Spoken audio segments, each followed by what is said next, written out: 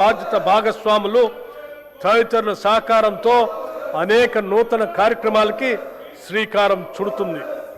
హైదరాబాద్ శరవేగంగా అభివృద్ధి చెందుతున్న నగరాల జాబితాలో ముందుంది.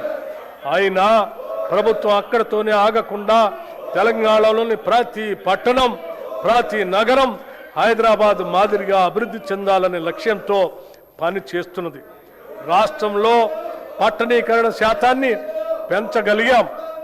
ఈ ప్రభుత్వం చిత్తశుద్ధితో పని చేస్తుందని చెప్పటానికి ఇది ఒక నిదర్శనం.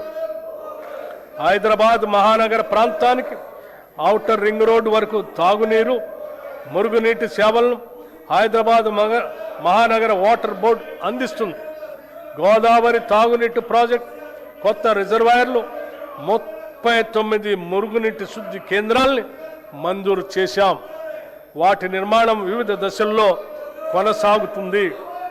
పాత జిహెచ్ఎంసి సంస్థకు ఉన్న అధిక వడ్డీ అప్పుల గురించి సంబంధిత బ్యాంకులతో చర్చించి వడ్డీ రేటుని 9.15% నుండి 7.95% తగ్గించాం. దీనితో సంస్థకు గణనీయమైన ఉపశమనం లభించింది. హైదరాబాద్ నగర మౌలిక వసతుల అభివృద్ధి కోసం హైసిటీ పథకం కింద 2654 కోట్ల రూపాయలు కేటాయించాం. హైడ్రా సంస్థ ప్రజా ఆస్తుల రక్షణ మరియు విపత్తు నిర్వహణ కోసం స్థాపించబడింది. ఇప్పటి వరకు 1045 ఎకరాల ప్రభుత్వ భూమిని ఆక్రమణ నుండి తిరిగి స్వాధీనం చేసుకుంది. వీటి విలువ సుమారు 60,000 కోట్లుగా ఉంటుంది. ఇటీవల బతుకమ్మ కుంట, నల్ల చెరువు, బమ్రుక్ ఉద్దీన్ దౌలా చెరువులను పునరుద్ధరించాం. ఈ చెరువుల భవిష్యత్తులో అభివృద్ధి కేంద్రాలుగా మారి లేక్ ఎకానమీని పెంపొందించడంలో సహాయపడతాయి. వర్షాకాలంలో వరదలు నివారించేందుకు కాలువలు, నాలాలు శుభ్రపరిచే పనులు చేపట్టబడ్డాయి. చెరువుల సంరక్షణకు సీసీటీవీ వ్యవస్థలు ఏర్పాటు చేస్తున్నాము. నగర రవాణా మౌలిక వసతుల అభివృద్ధి కోసం హెచ్ఎండిఏ పలు ప్రాజెక్టులు అమలు చేస్తుంది. దీనిలో భాగంగా ఎలివేటెడ్ కారిడార్లు ప్యారడైజ్ నుండి షామీర్పేట వరకు, ప్యారడైజ్ నుంచి డైరీ ఫారం రోడ్డు వరకు, ఐసీసీ నుండి శిల్పా లేఅవుట్ ఫ్లైఓవర్ వరకు నిర్మిస్తున్నాం.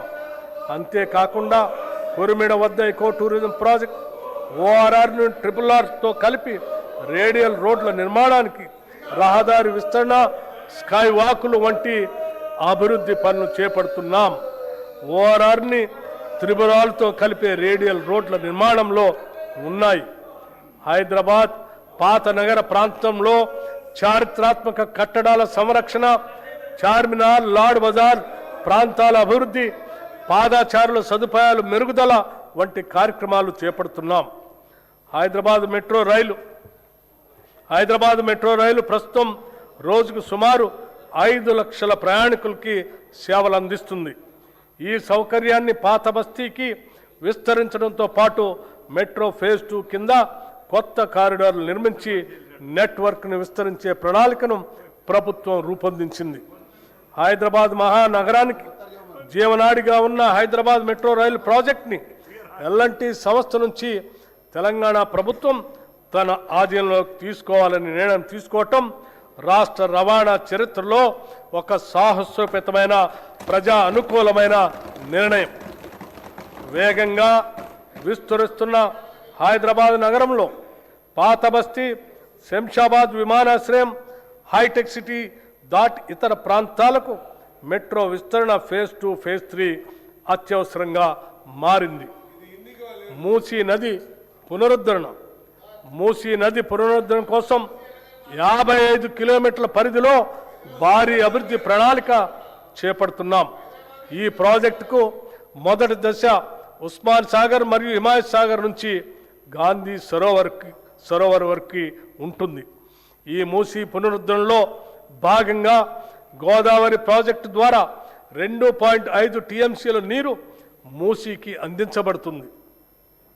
45 ఎస్టీపీలు ఇప్పటికే పనిచేస్తుండగా అదనంగా మరో 39 ఎస్టీపీలు మంజూరు చేయగా వివిధ దశల్లో నిర్మాణంలో ఉన్నాయి. ఈసీ మరియు మూసీ నదుల సంగమ ప్రదేశంలో ప్రభుత్వం ప్రతిష్టాత్మక గాంధీ సరోవర్ ప్రాజెక్టు